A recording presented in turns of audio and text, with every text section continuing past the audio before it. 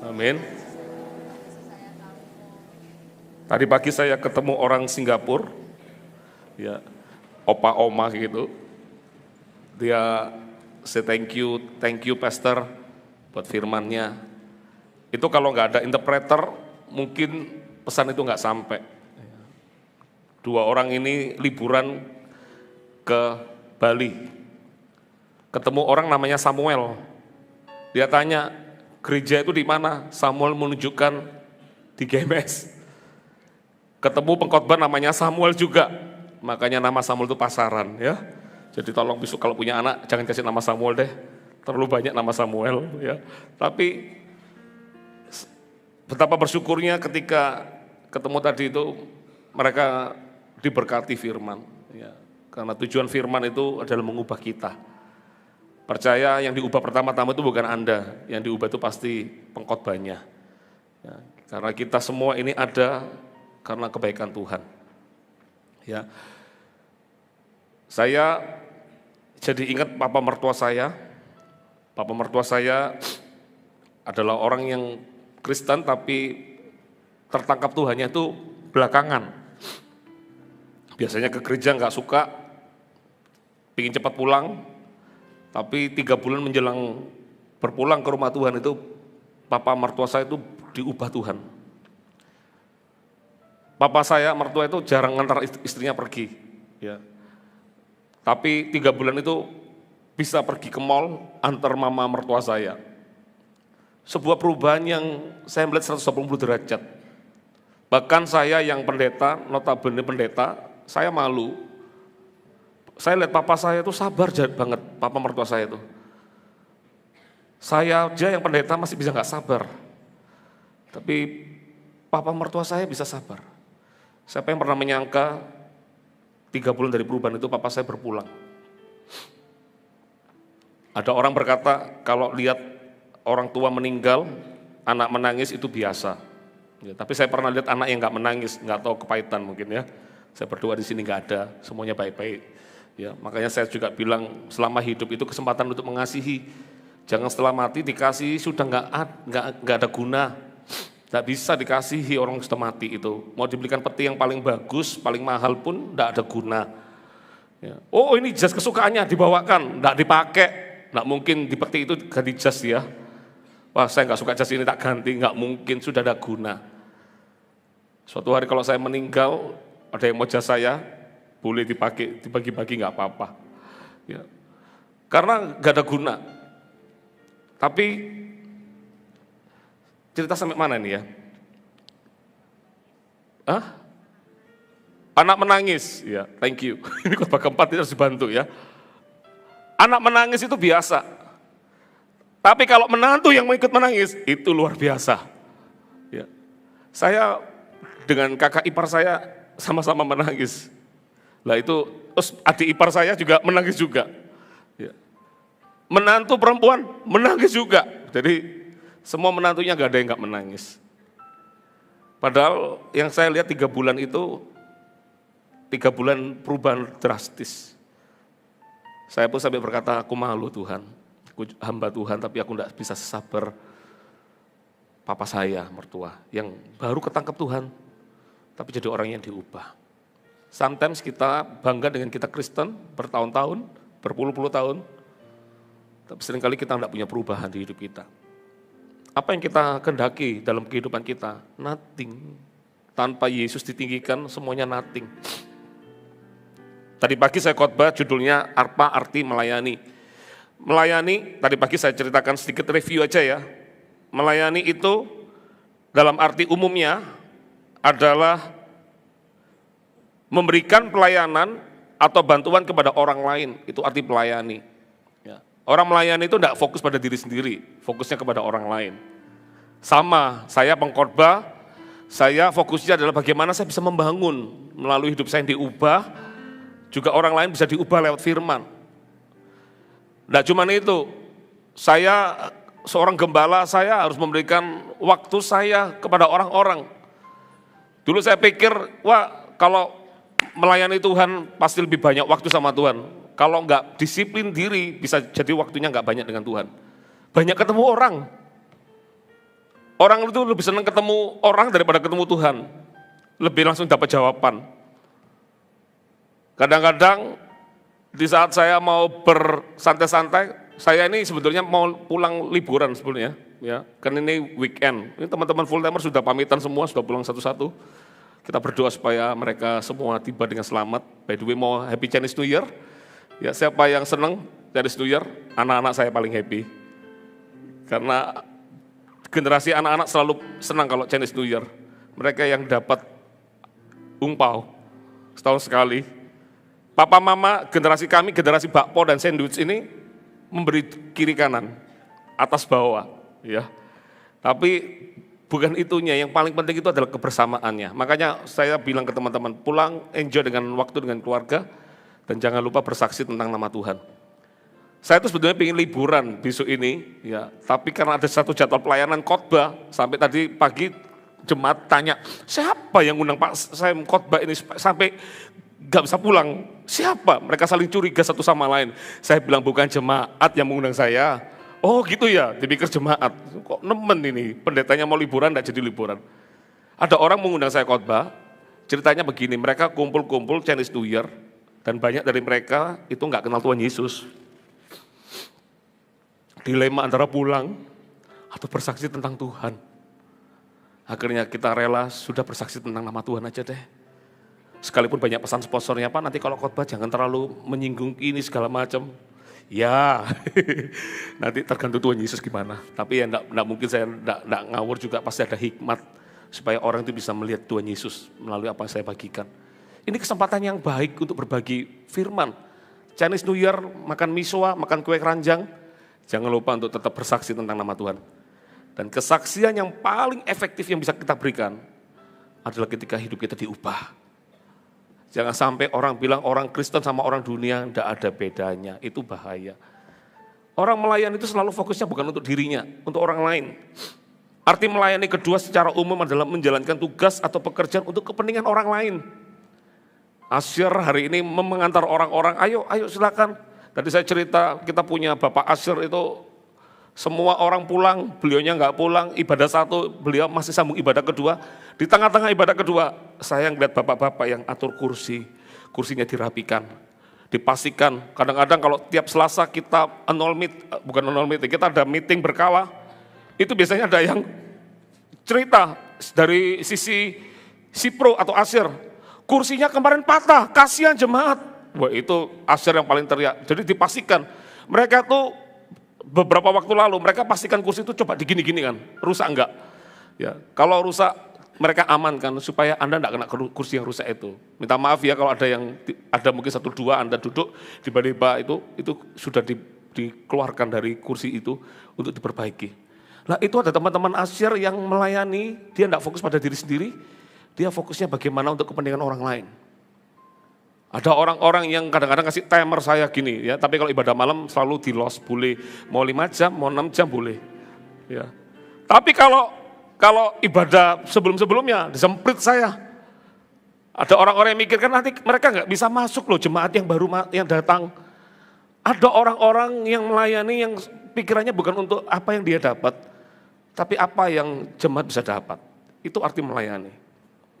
Dan arti melayani dalam konteks kekristenan adalah melayani Tuhan dengan sesama manusia, melayani Tuhan dan sesama manusia dengan kasih dan kesetiaan. Memberikan diri untuk kepentingan orang lain dan kemuliaan Tuhan, itu arti melayani dalam konteks Kristen. Saya ingat satu ayat tadi yang saya bagi, Tuhan Yesus berkata, aku datang ke dunia ini bukan untuk dilayani, tapi aku melayani. Dia datang bukan dengan raja kemuliaan, dia datang dengan hati seorang hamba. Kalau Anda berpikir pelayanan di gereja ini supaya Anda kelihatan keren, Anda dan saya salah tempat. Kita ada hari ini bukan untuk kita, tapi untuk Tuhan. Semakin banyak orang dipercaya sesuatu, semakin banyak dituntut. Harus lebih sabar, harus lebih menjaga hidup, harus lebih menjadi teladan. Ya.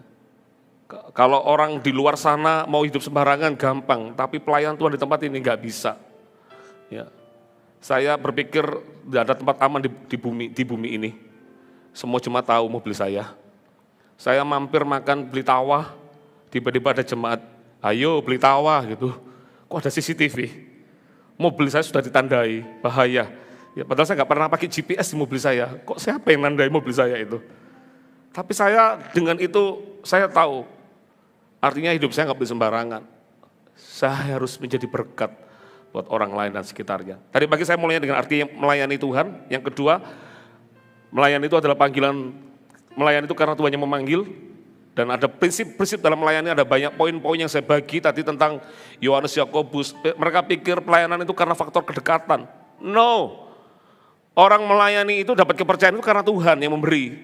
Bukan karena faktor kedekatan, dan ada buah yang dihasilkan. Ya, hamba yang punya 5, menghasilkan 5, semakin dia bisa menghasilkan lebih, semakin dipercaya lebih, itu sudah hukum Tuhan. Jadi jangan bilang, kenapa yang itu kok sudah dipercaya lebih lagi. Ya karena dia bisa menghasilkan sesuatu. Kalau bahasanya Paulus sama Timotius, kenapa Timotius dipercaya Paulus?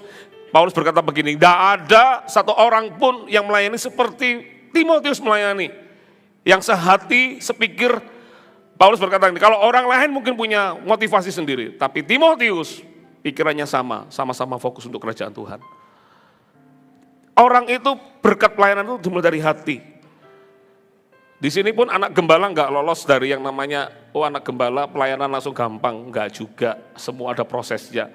Anak saya pun ikut MSJ 1, MSJ 2, nggak bisa anak pendeta lolos gitu, nggak bisa. Pelayanan semuanya melewati proses, nggak tahu Kathleen masih ingat nggak, Cici ingat nggak, waktu kamu ikut tes CM, Creative Ministry, di tes, yang ngetes itu istrinya Vino, ya dulu belum istrinya. Ditesnya itu di ruang konseling, anak saya disuruh nari-nari sendiri. Pokoknya ikut nari-nari di tes, lincah apa enggak gitu. Saya pikir, wih, anak saya bisa enggak lulus juga di situ. Itu ada tesnya juga, enggak ada nepotisme di sini. Semua orang melewati proses yang sama. Anda disuruh ikut MSJ 1, MSJ 2, saya sudah MSJ 3. Orang disuruh ikut CGT 1, CGT 2, saya sudah CGT 3, CGT 4 PNB-nya, Paulus and Barnabas School. Kita sudah di level itu, sama-sama, tidak ada yang diloloskan. Tuhan Yesus datang ke dunia ini bukan untuk dilayani, dia melayani. Dia berikan teladan bagi kita semua, untuk apa Anda hidup, kata Tuhan, supaya kamu menghasilkan buah dan buahmu tetap, Yohanes 15, supaya buah yang kita hasilkan itu tetap. Saya bilang kalau pohon, daunnya lebat, tapi nggak ada buah, itu berarti pohon hanya untuk dirinya sendiri. Mengerti maksud saya? Yesus ketika lihat pohon ara, dilihat pohon ara yang lebat daunnya, tapi begitu didekati kaget, lihat nggak ada buahnya. Dan Tuhan berkata dikutuk itu pohon ara. Memang itu pelajaran tentang doa, tapi ada tafsiran yang mengatakan pohon itu melambangkan hidupnya orang Kristen. Kalau orang Kristen yang cuma menerima, apakah dia bisa bertumbuh? Bisa. Dia akan menjadi pohon yang daunnya lebat, tapi dia cuma daunnya lebat aja, nggak sampai di level berbuah. Karena level berbuah itu bukan lagi dilayani, tapi bagaimana dia bisa melayani. Amin. Buah, tumbuh, yang menikmati itu bukan pohon itu. Yang menikmati siapa? Masa nggak tahu? Coba lihat kiri kanan, kamu bukannya menikmati buah itu. Apalagi kalau pohon durian musangking, wow. Senang sekali. Sama dengan kehidupan kekristenan. Kalau kita levelnya sudah melayani, bukan minta dilayani, tapi kita yang melayani. Ada buah-buah yang dihasilkan, orang lain bisa mengecapnya. Thank you loh, saya bisa ada di sini. Thank you, tadi orang Singapurian yang datang berdua. Thank you buat Pak Samuel yang sudah membawa mereka ke sini. Gak tahu, kita ini selalu beruntung dengan aplikasi online. Ada orang kapan hari dia pingin ke gereja, tanya ke gereja mana ya? Langsung yang online itu berkata ke GMS. Makanya bersyukur review itu, puji Tuhan, haleluya. Itu menolong orang membawa jiwa kepada Tuhan juga. Kenapa orang sampai bisa mengarahkan itu? Mungkin orang terima berkat ketika datang ke gereja ini. Sehingga mereka dengan murah hati untuk berkata bahwa pergilah ke GMS. Karena mereka mengalami jamahan Tuhan. Amin. Sore, tadi saya khotbah tentang prinsip dan melayani, dan yang malam ini adalah tujuan dari melayani. Dengan cepat aja, Matius 5 ayat 13. Perhatikan, kamu adalah garam dunia, katakan garam dunia. Jika garam itu menjadi tawar, dengan apakah ia diasinkan? Tanda tanya. Ingat, suka nggak suka, tapi Tuhan sudah kasih label kita, kamu adalah garam dunia. Bagi kita garam selalu ingatannya adalah sesuatu untuk makanan, betul ya? Betul ibu-ibu? Siapa yang rumahnya nggak ada garam, angkat tangannya. Berarti nggak pernah masak. Pasti punya garam, ya. Makanan apapun, mau semewah apapun, mau daging yang levelnya E5, yang lumer di mulut, biasanya tetap ada yang giniin. Siapa itu? Salt Bay. Tapi jangan makan di situ deh ya. Di Bali masih lebih enak kok. Bali itu tetap bumbunya lebih banyak daripada yang lain-lain ya. Mau seenak apapun daging itu, semahal apapun, tetap butuh bantuan garam untuk membuat rasa itu berbeda. Jadi pertanyaannya dagingnya yang enak atau garamnya yang enak? Ya tetap dagingnya yang enak, tapi karena pengaruh garam itu. Nah Tuhan itu nggak iseng ketemu kita tiba-tiba, hai garam dunia. Tuhan nggak iseng. Tuhan mau mengingatkan kita orang Kristen itu adalah orang yang harusnya menggarami sekitarnya. Kalau garam nggak berdampak, nggak ada asinnya, buat apa? Tahu garam itu asin kenapa? Asin itu kenapa? Tahu garam itu asin kenapa? Ada yang bisa jawab nggak? Dapat aqua. Garam asin karena apa? Ayo, karena apa? Karena apa garam itu asin? Hah? Ya karena sifatnya garam itu asin.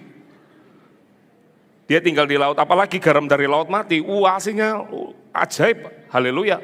Itu kalau berenang di air laut mati, luka itu peri-peri semua. Karena kadar garamnya itu. Nah sekarang pertanyaan saya, kapan garam itu menjadi tawar tidak asin? Kapan? Ada yang bisa jawab nggak? Ketika garam itu dibiarkan begitu saja tanpa tahu fungsinya. Nggak percaya Anda punya garam di rumah, buka tutupnya, biarkan aja di situ. Nanti lama-lama Anda akan coba garam itu menjadi tawar. Karena nggak tahu fungsinya. Nah Tuhan itu kasih tahu kepada kita semua, kamu adalah garam dunia.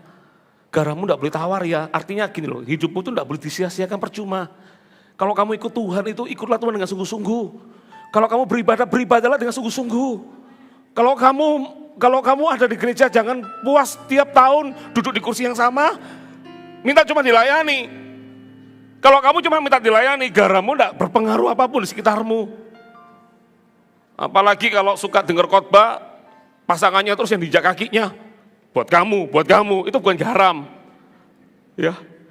Karena dia fokus untuk mengubah pasangannya, tanpa dia sendiri enggak mau diubah. Garam itu bukan cuma sekedar mempengaruhi rasa, tapi garam kalau Anda tanya di Timur Tengah, apa arti garam itu? Dibuat apa garam itu? Yang pertama, dia dibuat disinfektan. Di padang gurun itu garam sangat dibutuhkan.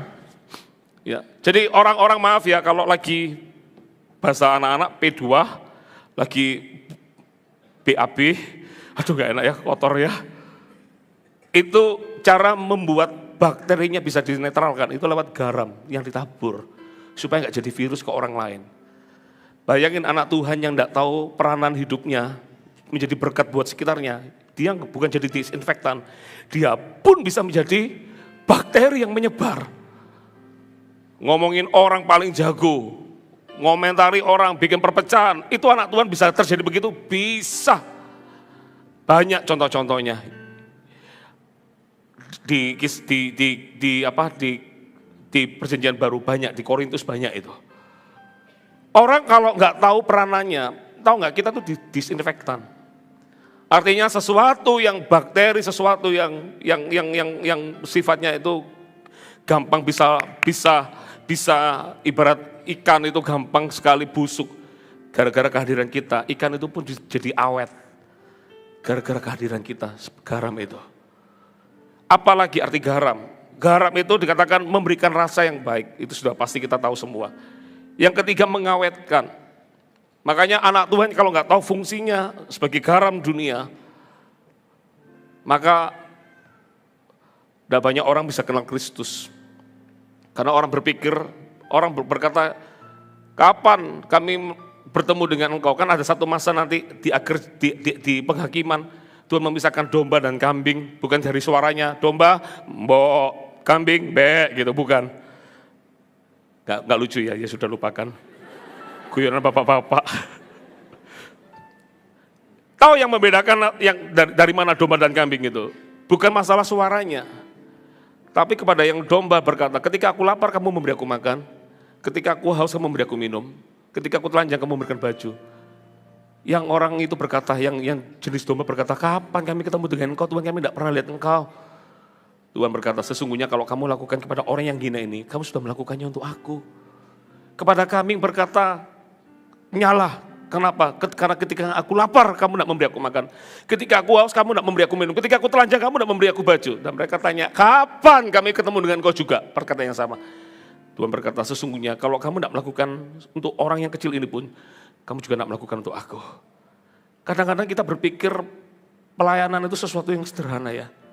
Tapi kalau kita melakukan dengan ketulusan, itu pun diperhitungkan loh saudara. Ada ayat di Malaki, Tuhan itu sayang kepada orang-orang yang anak seperti seorang papa mengasihi kepada anak yang mengasihi dia. Ayatnya belum begini. Seperti seorang anak yang melayani dia. Semua anak di mata Tuhan itu sama. Tuhan cinta. Tuhan memberikan hujan kepada orang yang baik maupun yang enggak baik. Tuhan memberikan panas kepada orang yang baik maupun yang enggak baik. Tapi kepada siapa orang yang melayani, bukan membedakan anak. Tapi ada anak-anak tertentu ketika dia dengan kerelaan hati memberikan yang terbaik, jadi anak yang selalu sigap. Papanya gini, tiba-tiba anaknya lari, langsung siap ambilkan air. Papa, buat papa. Nanti papanya apa? Nggak usah apa, ambilkan.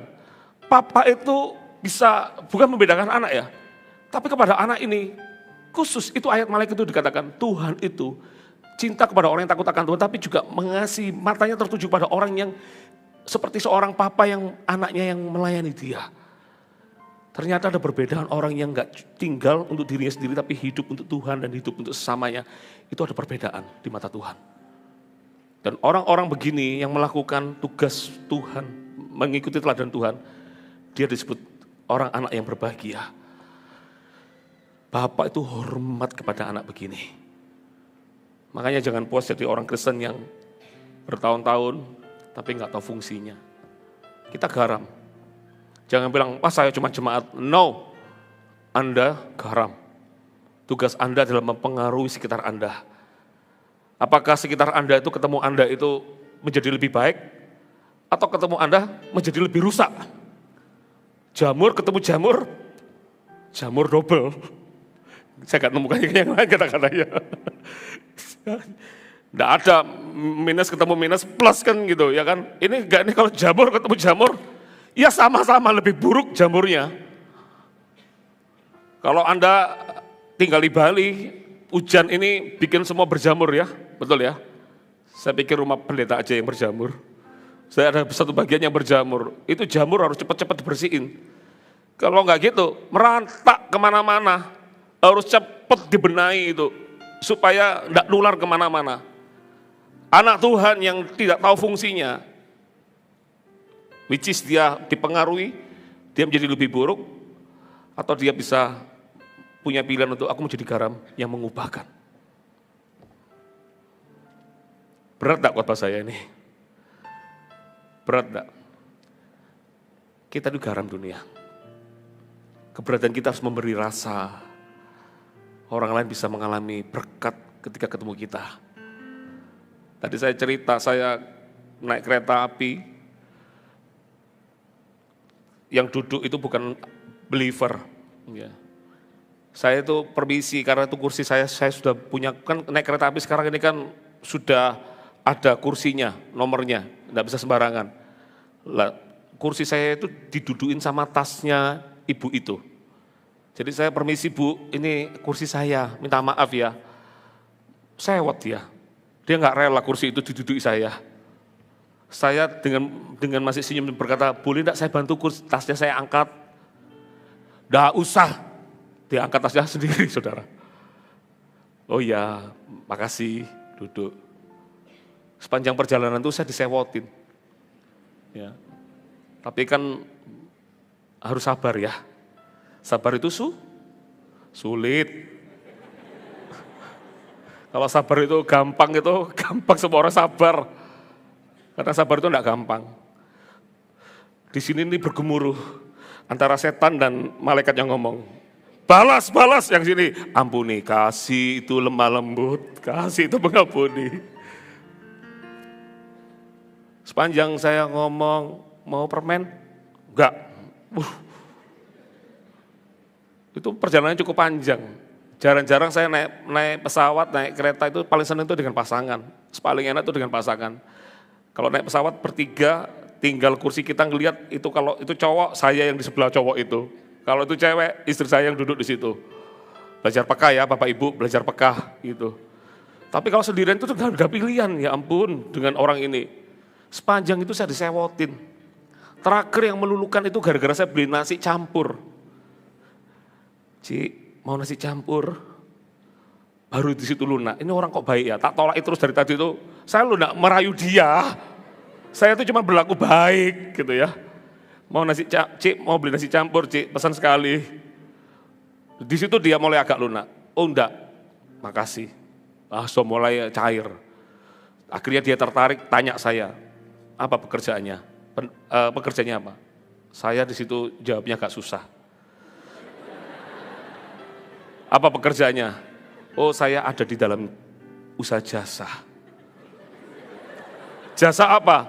Jasa kemanusiaan. Oh, ini PBB orang ini, WHO. Ditanyain terus, apa kerjaannya? Coba bayangin ya, kalau saya, Cik, ini kursi saya ini. Perlakuan beda ini. Sekarang saya yang marah-marah ini. Cik nggak tahu, kalau Cik mau kursi ini, beli tiket lagi dong. Jangan tiket saya yang dipakai. Ini kan tiket saya. Terus marah-marah sepanjang itu, saya itu. Terus tiba-tiba tanyain, kerjanya apa? Terus saya dengan bangganya, pendeta. Ngisi-ngisi nih. Malu-maluin. Saya menjaga hidup aja ditanya, kerjanya apa tuh masih jawabnya agak susah loh. Jasa apa? Kemanusiaannya. Lucu juga waktu itu. Saya pikir-pikir aku kok konyol ya, kok jawabnya jasa kemanusiaan. Akhirnya saya buka kartu saya pendeta.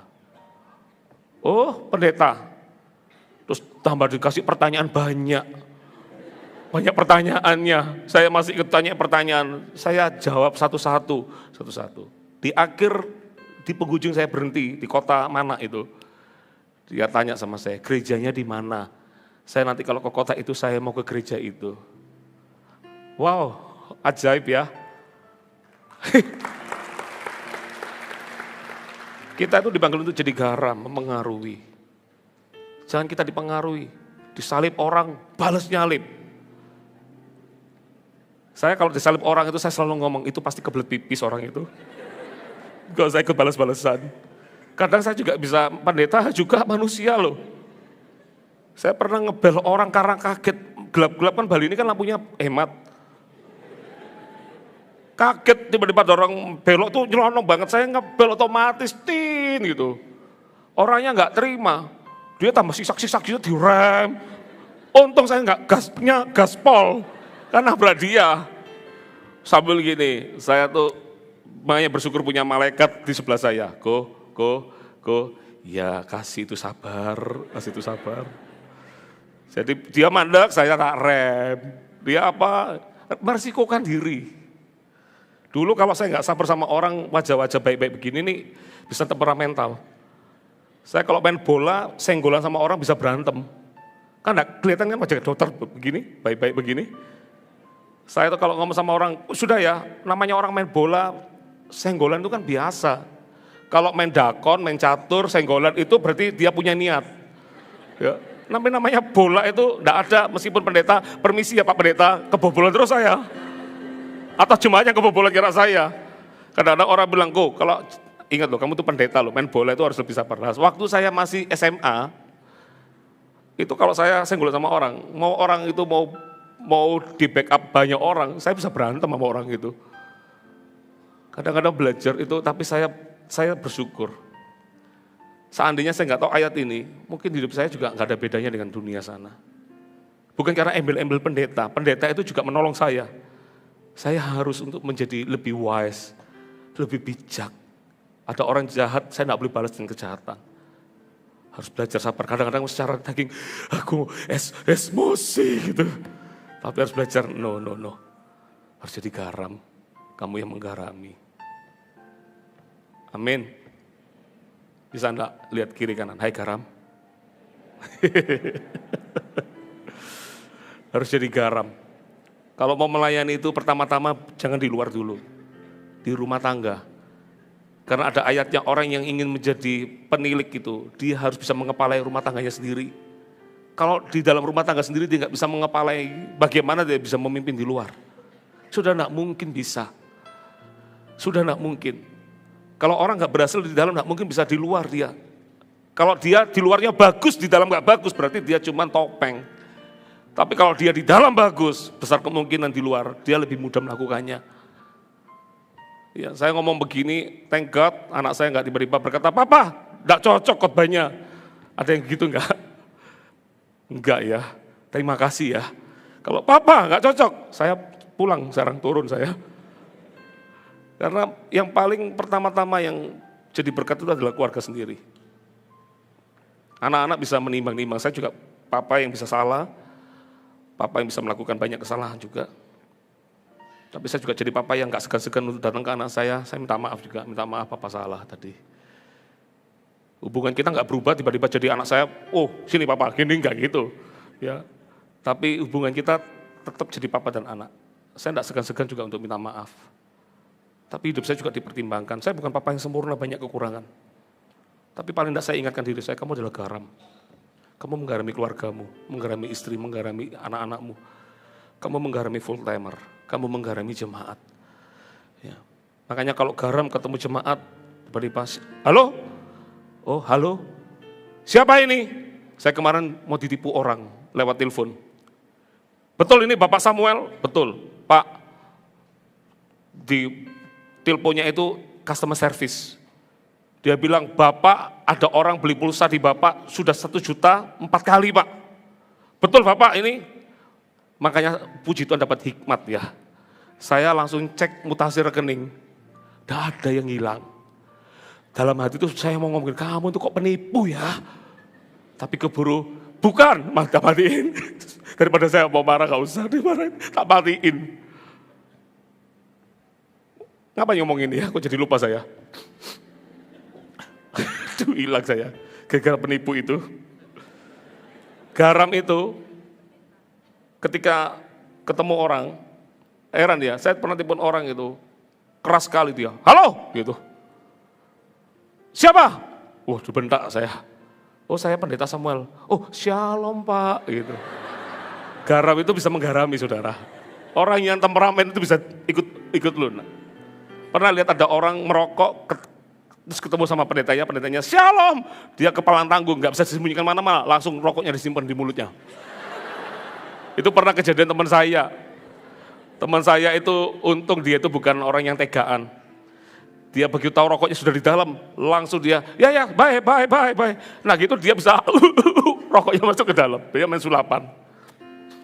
Garam itu bisa menggarami. Tapi kalau garam gak tahu rasanya, apalagi kalau garam itu ketemu orang, makanya saya bilang kalau Anda ketemu orang, teman-teman Anda atau teman-teman Anda berkata, ini orang ini rajanya setan. Jangan bangga di situ. Berarti garammu itu sudah jadi itu sudah jadi jamur luar biasa. Tadi saya ketemu teman SMP saya. Dia ketemu saya di gereja. Dia ngomong sesuatu, setelah itu dia ngomong yang kedua. Dia ngomong yang kedua gini, Sam. Dia berani panggil saya Sam. Pastor Sam. Saya mau pengakuan. Dia ngomong gini, saya ketemu teman SMP kita namanya si A, dia bilang, kamu dulu yang suka bully Samuel loh, kamu harus minta maaf. Dia sekarang jadi pelayan Tuhan juga, tapi bukan hamba Tuhan, bukan full time. Dia volunteer. Dia bilang, aku punya ganjelan. Tahu enggak dia ngomong apa? Aku minta maaf ketika SMP bully kamu, Sam. Tak bilangnya, aku enggak ingat-ingat. Sungguhan Sam, kok merasa bersalah? Aku enggak ingat. Ya, jadi enggak perlu diingatkan lagi, aku enggak ingat. Jadi kamu enggak perlu minta maaf, aku juga enggak apa-apa. Bersyukur, saya yang dibully. Coba kalau saya yang, Sam, kamu harus minta maaf sama aku, kamu dulu bully aku. Kebalik kan. Saya dibully sama dia, saya yang dibully pun, saya jadi ingat bulinya dia loh, salah satunya. Karena dia tuh umurnya lebih tua, nggak naik kelas. Kita semua yang kecil-kecil itu dulu disuruh buka tangan gini, kepala langsung maju, tabrakan gini tangannya. Itu salah satu bullying. Saya jadi ingat dosanya dia sekarang, gara-gara dia minta maaf tadi. Tapi saya bilang ke dia, aku nggak ingat-ingat itu. Aku nggak ingat-ingat itu. Kita harus jadi garam yang menggarami, saudara. Amin. Lah pelita gimana? Coba ayat berikutnya. Kamu adalah terang dunia. Kota yang terletak di atas gunung tidak mungkin tersembunyi. Ya. Namanya hidup orang Kristen itu dikatakan kamu adalah terang dunia. Kita ini terang di tengah-tengah kegelapan yang ada. Kalau lampu ini dimatikan, jangan dimatikan sungguhan ya. Pasti yang ada adalah gelap. Sinar nggak perlu banyak-banyak. Anda lihat titik-titik berapa yang nggak perlu banyak-banyak. Tapi yang nggak banyak pun, yang namanya terang kalau dia bersinar sungguhan, pasti akan menyinari meskipun gelap. Dan orang kalau kena sinar, apa yang terjadi? Perasaannya bahagia, betul? Nggak percaya? Kalau Anda tinggal di rumah lampunya mati, ya. Tapi sekarang bukan masalah lampu lagi, AC yang lebih berharga. Kalau nggak ada AC nggak dingin, ya kan? Apalagi kalau bulan Desember nggak hujan, wah haleluya. November, Oktober. Tapi saya ingat ketika masa kecil, setiap kali lampu mati terus jadi lampunya nyala, yang terdengar satu kampung itu teriaknya sama, oh, lah berarti sama, ya. Padahal itu bisa humpimpa, horas atau apapun. Kata-katanya sama, hore. Terang itu enggak perlu banyak. Tapi kalau dia datang, dia bisa membawa pengharapan di kita semua. Lah anak Tuhan itu harus jadi pelita, terang. Ada kita itu, orang itu jadi sedikit malu, sorry ya, aku ngomong gini sorry ya. Karena apa? Karena kita bisa menjadi the light itu, terang itu. Bisa menjadi dampak buat sekitar kita. Dunia ini kotor. Ya, di mana-mana kotor, enggak cuma di Bali. Tapi kalau sampai kita anak Tuhan aja enggak tahu membedakan tangan kanan dan tangan kiri, gimana kita bisa jadi berkat? Kita harus menyinari sekitar kita. Katakan amin. Lagi pula orang tidak menyalakan pelita lalu meletakkannya di bawah gantang, melainkan di atas kaki dian sehingga menerangi semua orang di dalam rumah itu. Pelita itu tidak mungkin dibawa. Kalau Anda sungguh-sungguh di dalam Tuhan, makanya kenapa ada janji kamu akan terus naik bukan turun, berkat ada padamu bukan kutuk. Kalau orang sungguh-sungguh mengikuti jalan Tuhan, tidak mungkin hidupnya semakin ke bawah, semakin ke atas. Karena dia harus menjadi inspirasi buat sekitarnya. Dia harus menjadi teladan buat sekitarnya. Itulah dampak dari orang yang terus menjaga hidupnya, memegang panggilannya, sungguh-sungguh di dalam Tuhan, menjadi terang. Terang itu tidak mungkin dibawa dan disembunyikan, selalu akan di atas, supaya bisa menerangi sekitarnya. Katakan amin. Ayat 16, baca rame-rame, ayat terakhir. Demikianlah hendaknya terangmu bercahaya di depan orang, supaya mereka melihat perbuatanmu yang baik dan memuliakan Bapamu yang di surga. Saya ulangi lagi, demikianlah hendaknya terangmu bercahaya di depan orang. Kapan orang bisa melihat terang kita bercahaya? Kapan? Lalu kapan? Saat berinteraksi bukan? Ya kan? Saat kita bersentuhan. Kadang-kadang orang itu bisa besi menajamkan besi, manusia menajamkan sesamanya. Kapan terang itu percaya? Makanya harus diingat, lewat hidup kita ini, dunia bisa melihat ada terang Kristus enggak di dalam hidup kita. Makanya dikatakan terangmu bercahaya. Kapan itu? Saat mungkin di dalam dunia ini enggak baik-baik saja, ketika dunia ini mungkin banyak kompromi dengan dosa, kita harus jadi orang yang berbeda. Karena kita tahu, kita sadar panggilan kita ini milik Tuhan. Dan hidup untuk Tuhan juga, katakan amin. Kasih tepuk tangan bagi Tuhan kita. Kita itu, kapan terang itu percaya? ketika mereka melihat perbuatanmu yang baik. Kalau Anda, maaf di sini nggak ada ya. Kalau mereka, jangan di sini nggak ada. Kalau mereka pinjam uang, tidak dikembalikan, bagaimana mereka bisa melihat perbuatan yang baik itu? Gak bisa. Kalau Anda, istri saya selalu ingatkan saya, kadang gembala itu tidak bisa menolak orang. Pak ini ya, oh ya gitu. Makanya istri saya bilang, kok kata iyamu itu adalah janji yang harus ditepati. Makanya itu harus dipegang baik-baik. Padahal pingin kalau bisa tak lakukan. Ya, itu pun aja diingatin hal yang kecil. Tapi kalau sampai melakukan yang fatal, maaf ini, punya pil, punya will, bagaimana nama Tuhan bisa ditinggikan kalau hidup kita nggak ada bedanya dengan dunia? Halo? Kalau kita orang yang tipe tidak bisa membedakan hitam dan putih, terus gimana caranya kita bisa jadi berkat? Kita jadi orang yang mudah kepahitan, mudah mengamirkan orang. Bagaimana nama Tuhan bisa ditinggikan? Tidak bisa. Kapan terang itu dinyatakan? Ketika mereka melihat perbuatanmu yang baik. Amin. Saya ngomong begini bukan berarti sempurna, enggak, tetap belajar. Saya juga sering datang ke Tuhan minta ubah hatiku. Tapi saya ngomong sama diri saya, kamu harus jadi berkat. Kemanapun, Peter lebih baik senyum-senyum sama orang meskipun itu siapa, enggak kenal. Ya kan? Saya pernah ketemu orang, apa kabar mamanya? Loh, yang ditanya mama saya. Oh, mama saya baik. Terus dia mulai ngomong apa, saya mulai curiga, ini orang sok kenal sama saya ini.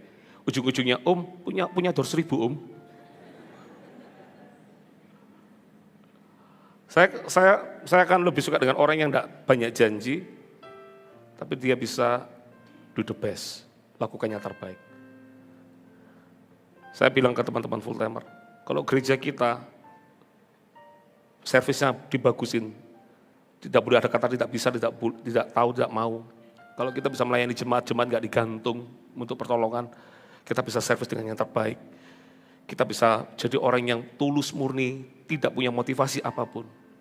Mau gereja ditaruh dimanapun, akan orang datang ke situ. Kenapa? Karena ada berkat yang dia dapat, ada terang, ada dampak yang dia dapatkan.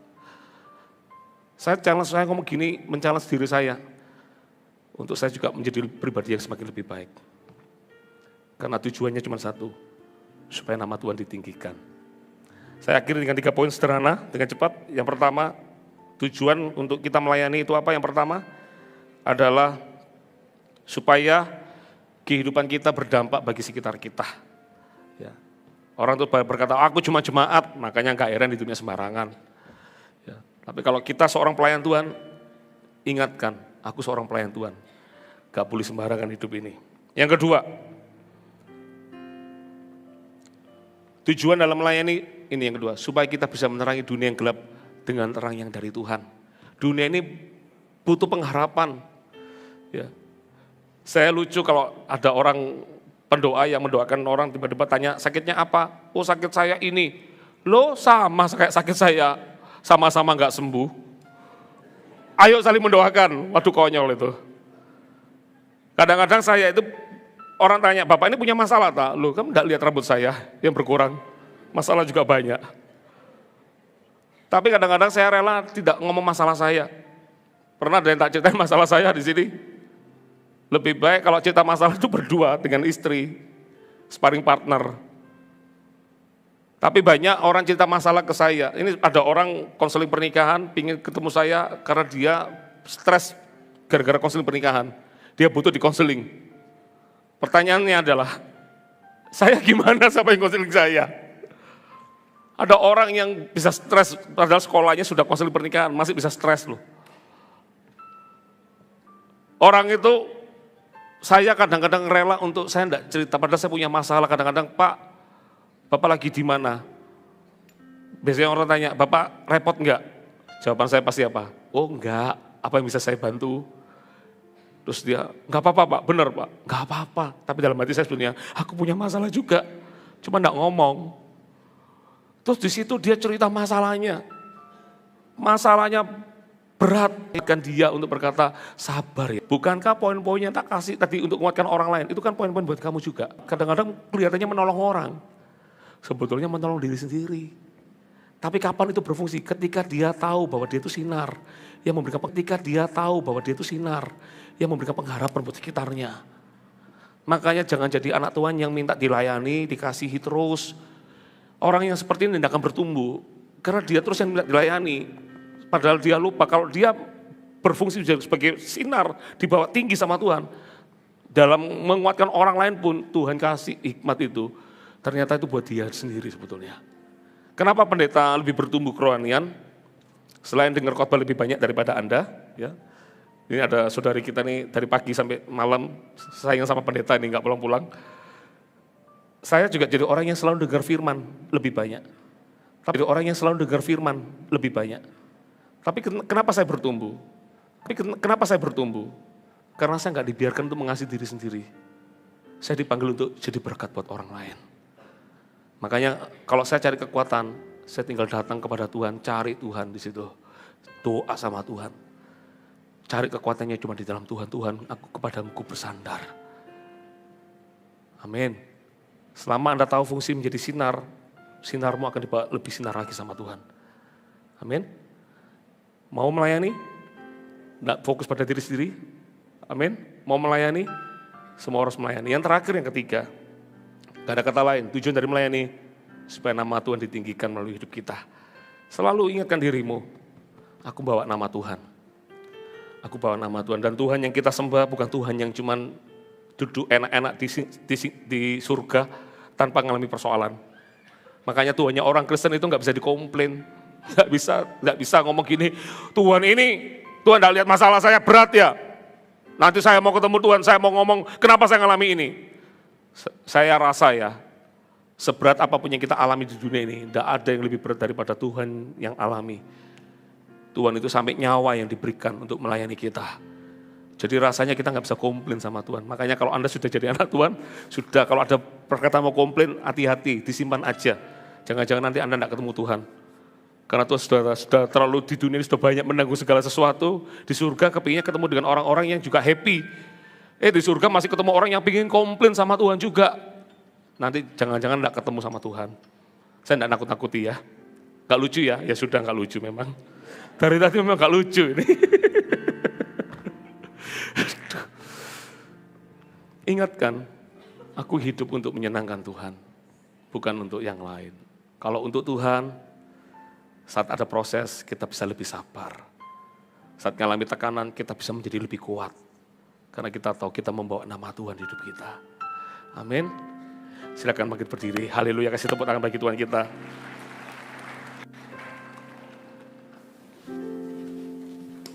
Apa lagunya itu? Bantu saya. Hidup dalam ketaatan. Ya. Saya mau memuliakanmu, menyenangkan hatimu, hidup dalam ketaatan, melakukan firman-Mu. Sebab hidupku bukannya aku lagi, melainkan Kristus hidup dalamku. Siapa yang mau jadi dampak bagi kerajaan surga? Angkat tanganmu. Mau memuliakanmu, menyenangkan hatimu, hidup dalam ketaatan, melakukan firman-Mu. Sebab hidupku bukannya aku lagi, melainkan Kristus hidup dalamku.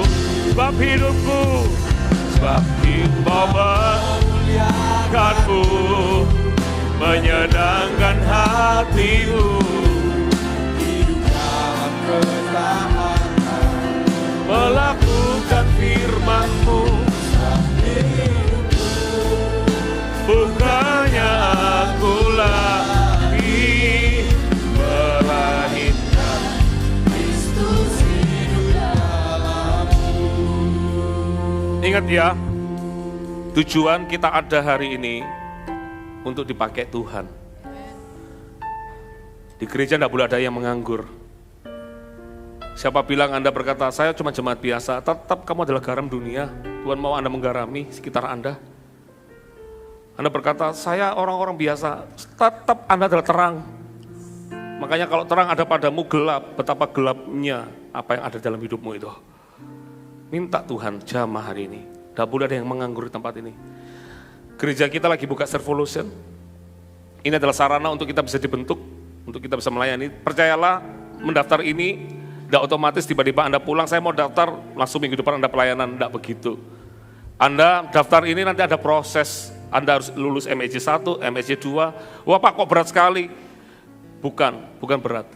Kita itu dipersiapkan. Kalau gereja yang melayani itu tidak menghargai kasih karunia yang saya khotbahkan tadi sore, seperti orang yang diundang dalam perjamuan, ternyata nggak pakai baju pesta, Tuhan marah sama orang itu, dia tidak menghargai, dia melayani Tuhan bukan dengan kagum dan hormat, dia melayani dengan kebisaannya dia, itu Tuhan nggak mau. Makanya di gereja kita dipersiapkan, tujuan dari melayani itu adalah pertama-tama adalah bukan untuk Tuhan dulu yang pertama-tama, adalah perubahan hidup kita. Kita menjadi pribadi yang lebih baik lagi. Amin. Kita menjadi pribadi yang lebih baik lagi, supaya keluarga kita bisa melihat Tuhan di hidup kita. Makanya saya selalu ngomong sama anak-anak tidak boleh jago di gereja, pintar melayani di gereja, tapi di keluarga jadi batu sandungan, tidak boleh. Kita harus jadi berkat di dalam, supaya keluarga kita juga bisa melihat ada Tuhan di hidup kita. Katakan amin. Ya, daftar banyak pelayanan. Anda nanti, siapa yang mau memberikan dirinya dipakai Tuhan melayani? Orang yang melayani dihormati Bapak, kata firman Tuhan tadi. Siapa yang mau melayani Tuhan? Oh puji Tuhan, puji Tuhan. Yang belum melayani ya, yang hari ini saya mau melayani. Terus mungkin ada yang berkata, Pak, saya bisa apa Pak? Saya bisa apa? Nyanyi saya fales. Ya, tapi saya punya senyum, Asher perlu senyum. Tapi untuk jadi Asher pun tidak boleh sembarangan. Perlu hati hamba nanti ikut MEJ 1, MEJ 2, dilayani, kelepasan dan segala macam. Tujuannya adalah kita yang diubah. Dan nanti berikutnya adalah nama Tuhan yang ditinggikan. Daftar ya, saya gak bisa senyum, tapi saya pintar bahasa, interpreter. Saya gak bisa ngomong bahasa asing, tapi saya pintar sign language, interpreter juga. Kita perlu loh, ada teman-teman anak-anak kita yang berkebutuhan khusus butuh sign language, kita perlu itu. Dan gereja kita ini ada 3.500 orang setiap hari Minggu. Masa gak ada satu punya bisa sign language? Ya, kalau sampai gak ada pendeta yang mau belajar itu. Tapi agak susah kayaknya, waktu saya sudah gak ada. Tapi kepingin ada pasti di sini. Cuman belum diberikan aja. Ayo, saya gak bisa ngomong, tapi saya cekatan Pak. SM, tuh angkat-angkat mimbar ini. Ya kan? SM, anak saya pelayanan SM, gak kelihatan. Gak apa-apa, semua pelayanan gak perlu kelihatan. Yang penting nama Tuhan ditinggikan. Daftar ya, ayo daftar, please. Ayo, sama-sama melayani di gereja ini. Gak boleh ada yang menganggur. Semua orang harus bertumbuh di dalam Tuhan. Amin ya. Kasih tepuk tangan bagi Tuhan kita.